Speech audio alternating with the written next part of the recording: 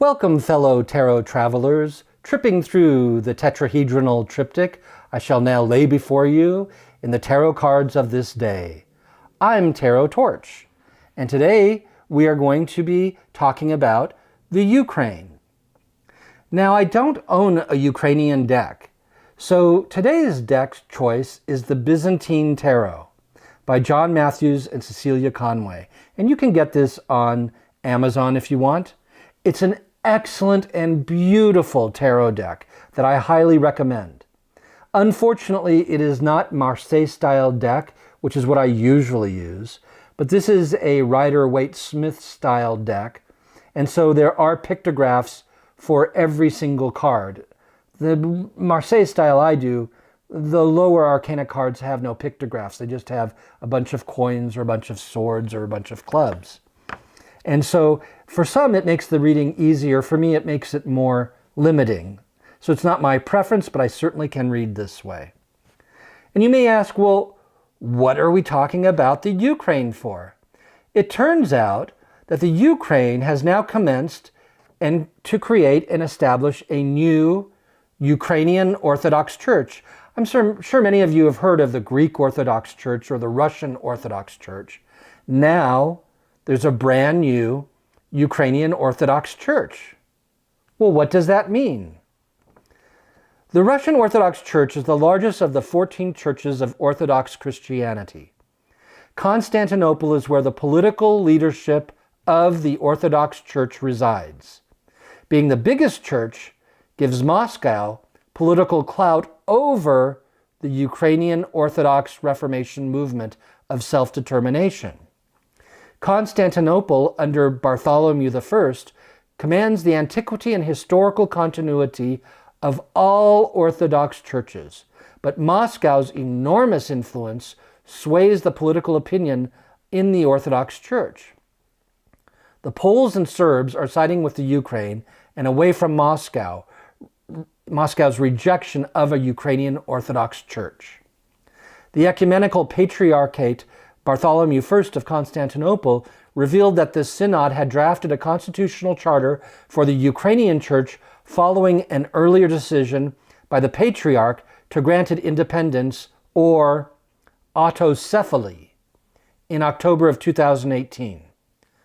Moscow denounced this move by rejecting all Eucharist celebrations conducted under Bartholomew I and his followers, and threatened to break off all communication with Constantinople, thus causing a major schism dividing the Orthodox Church.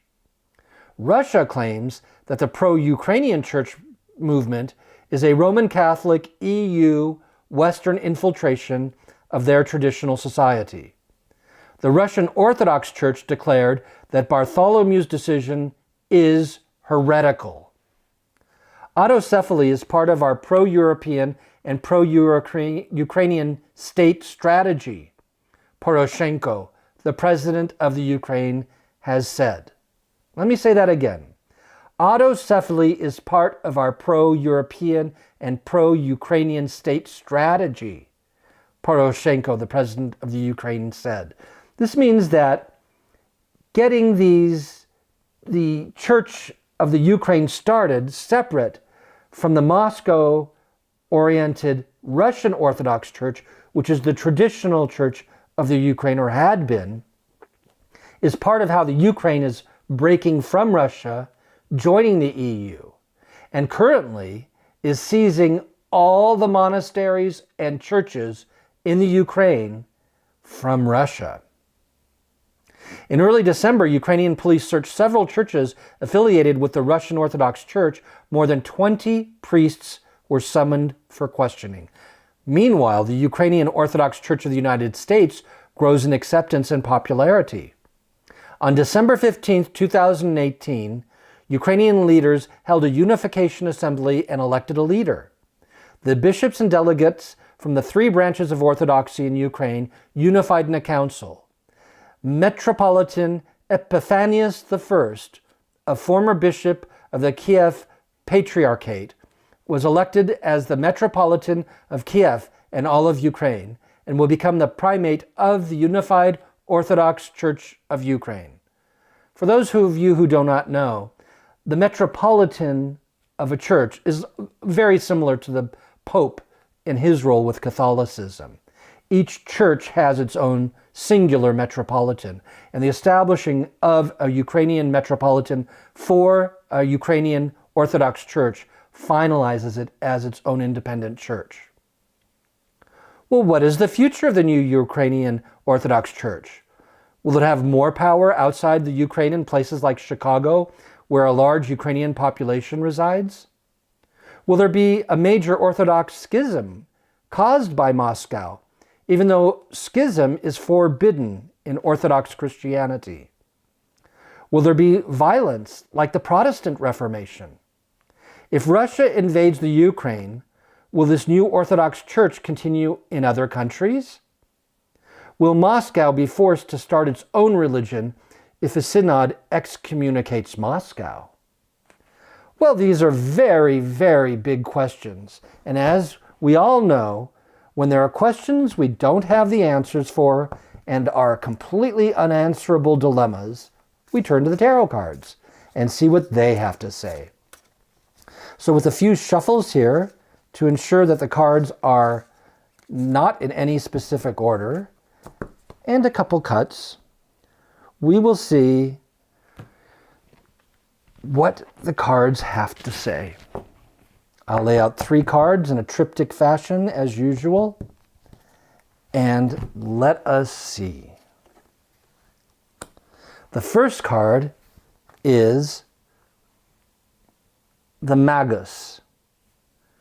The Magus is the card related to the magician, but the older root term magus or magus is used here because that's the traditional term. In fact, I was talking with a very nice Polish lady at a local market who works there, and she used the term magus or magus because it's part of the Polish dialect, and you find that in the Eastern dialects of Polish, Russian, Ukrainian, these are the terms that are used to describe the magician. And its placement there is very important as our first card, because with Orthodoxy, like with Catholicism, there's the issue of transubstantiation. That is to say, will the new church be able to turn bread and wine into the body and blood of Jesus during the Eucharist? The Magus's presence says yes, they will. Then we turn the second card. Oh my goodness, the Ace of Cups. The Ace of Cups represents the spiritual experience of religion. It is not the codified laws and regulations and paperwork and building maintenance of the religion. It's the vision of the saints, the hearts and minds of the laity. It's the voyage of the monks on the hill. This is the spiritual side, the love and the cosmic spiritual connection that these religions have with the divine. And the next one is the Nine of Staffs. And the Nine of Staffs is a card of struggle. It's where we must yield to the higher power only to go back up on the hill and regroup and regather resources and to train people and get armament so later the forces can come sweeping down the hill as an avenging angel and reclaim its rightful land and territory and crown. So what we see here under this configuration is that yes, the Ukrainian church is a legitimate church, not just because of Constantinople, but it's legitimate because of its earnest belief. Because they believe in God and they believe in Jesus, that is the real root of any church. And whether you agree with their culture, their language, or their method is secondary. Whether a Catholic agrees with a Protestant or a Protestant with a Catholic or a Mormon with an Orthodox, this doesn't matter. That's not what Jesus taught.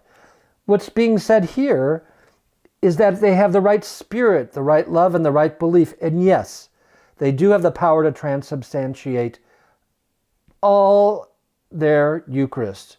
They are able to turn it mysteriously into the body and blood of Jesus. And that's what makes them an authentic religion. But the political struggle is just beginning. They will have to fight Moscow. They will have to fight a possible schism, and they may have to survive a possible war. And that may affect who owns the church lands and the buildings. Let's find out more about this Nine of Staffs and pull a couple cards and see what they say. We get the Empress card. That's very interesting. The Empress is the card, well, we could say, of the church laws.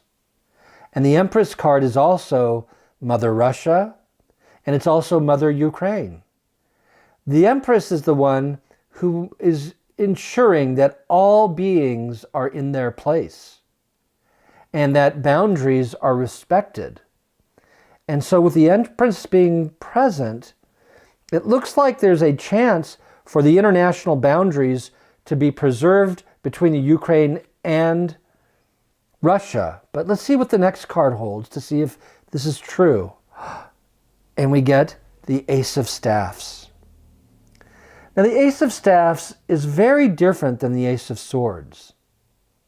You know, a lot of people have interpreted the staffs as passion, and I've done that as well, but it isn't the true interpretation of the staff. I think this pictograph most clearly shows what a staff really is intended to be interpreted as. The staff represents not the laws of man, because the staff is not clearly placed in the hand beneath it. The staff represents the laws of God, of the divine, of the universe. And so here we see that the divine laws coming from the light above, in this case pictographically shown as the sun, from the light of the sun through the eagle and the pictograph of the sun that the eagle holds, the divine law descends into the hand of man. So this speaks of some very higher, very powerful forces that we are working with this Ukrainian church. In my estimation, this is not an Orthodox Church of man or of the Ukraine. This new Orthodox Church for the Ukraine is a church of God. It's God's church. It's God's laws. It's God's buildings. It's God's belief system. The cards are very clear. This is not something Russia can argue. This is not something that Constantinople and Bartholomew I have reign over. The head cosmopolitan of the new Orthodox Church is there by an edict of God. We are dealing with something much bigger and much more powerful than we realize. This is not simply a political organization. This is not simply a land grab. This has to do with destiny and truth and the revelations of the divine in the hearts and the minds of all the people as the spiritual awakening of the great Magus comes forward. This is written in the clouds with lightning. This is not your average church.